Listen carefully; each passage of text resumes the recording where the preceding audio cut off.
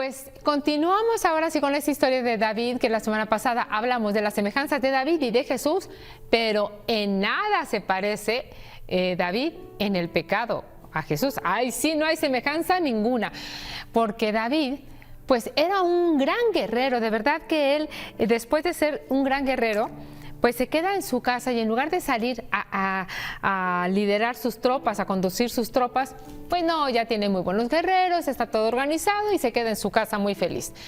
Y en esa ociosidad de que no tiene nada que hacer, la ociosidad es algo muy terrible en nuestras vidas porque dicen que es la madre de todos los vicios, la ociosidad, porque es cuando uno empieza a tener malos pensamientos a veces, no es bueno. Una cosa es el descanso y otra es la ociosidad, muy diferente.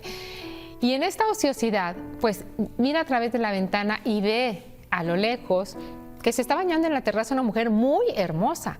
Y pregunta quién es y le dice, ah, pues es la esposa de Urías, elitita, tu más fiel guerrero.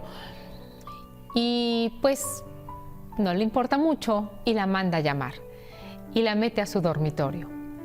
Y es algo muy grave, es una ofensa grave. Su más fiel guerrero traiciona a la persona de los que más lo quieren. Y ándale que Betsabé sale embarazada.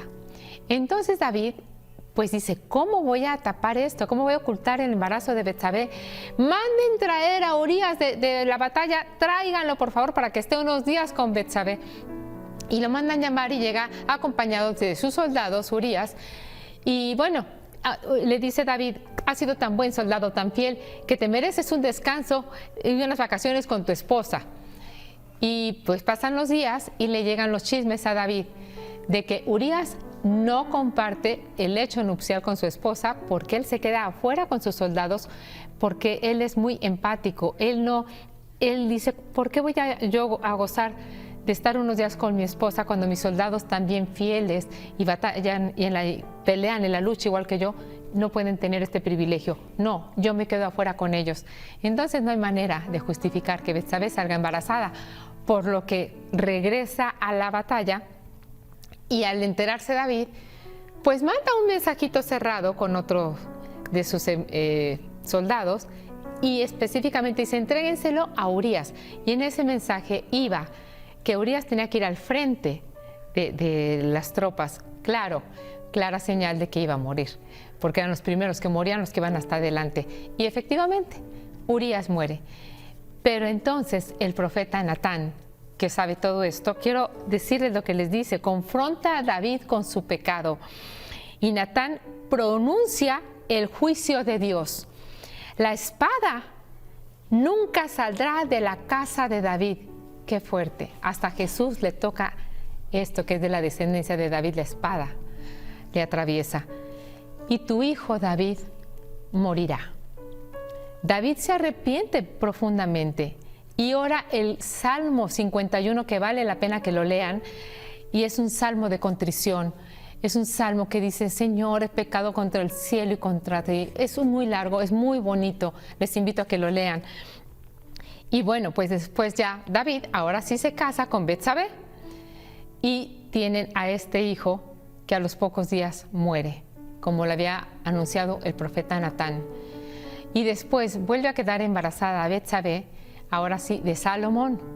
Es Salomón su hijo.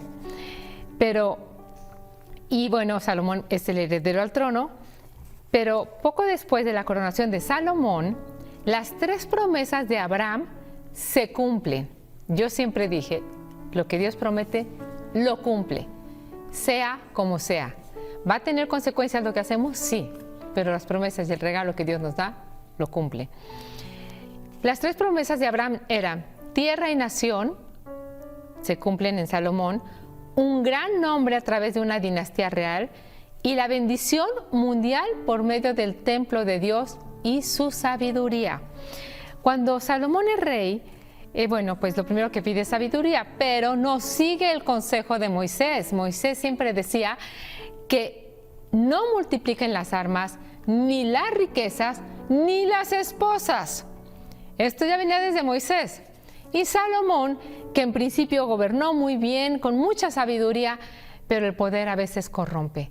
y de repente quiere multiplicar sus riquezas y quiere multiplicar las armas y quiere multiplicar las esposas.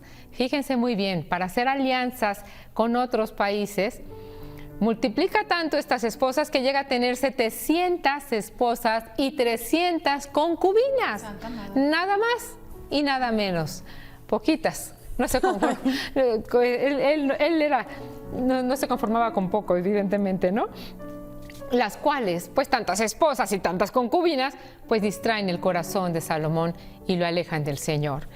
Y como siempre, el hombre cayendo y pecando, y como nos atraen tanto este poder y riquezas que nos corrompen el corazón, y las mujeres, y pues todo esto que corrompe al hombre, pero que Dios siempre está dispuesto a perdonar, pero quedan las consecuencias, como yo les decía.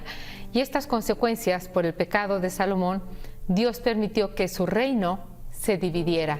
De las 12 tribus, 10, las del norte, se separan. Y solamente las tribus del sur, que son las tribus de Judá y de Benjamín, quedan a cargo de este reino davídico. Solamente estas dos. Hay división, hay guerras. Y esto viene desde David y ahora pues con Salomón más consecuencias. En el 722 a.C., pues el norte fue conquistado por los asirios y en forma permanente fueron dispersados entre las naciones. Y en el 586 a.C., el reino de Judá es capturado por los babilonios. Y después de que destruyeron a Jerusalén y el templo, sobre todo destruyen el templo, que después de 70 años de exilio, los judíos vuelven a su tierra y reconstruyen el templo en etapas, pero aún siguen batallando cuando pues, ya sabemos que ahorita el templo pues no es propiedad de los católicos, lo tienen los musulmanes tristemente. Entonces, pues esta es la historia, hay consecuencias, las consecuencias las seguimos viviendo hasta ahora, pero también la gran bendición de la alianza eterna con Cristo. Que Dios los bendiga.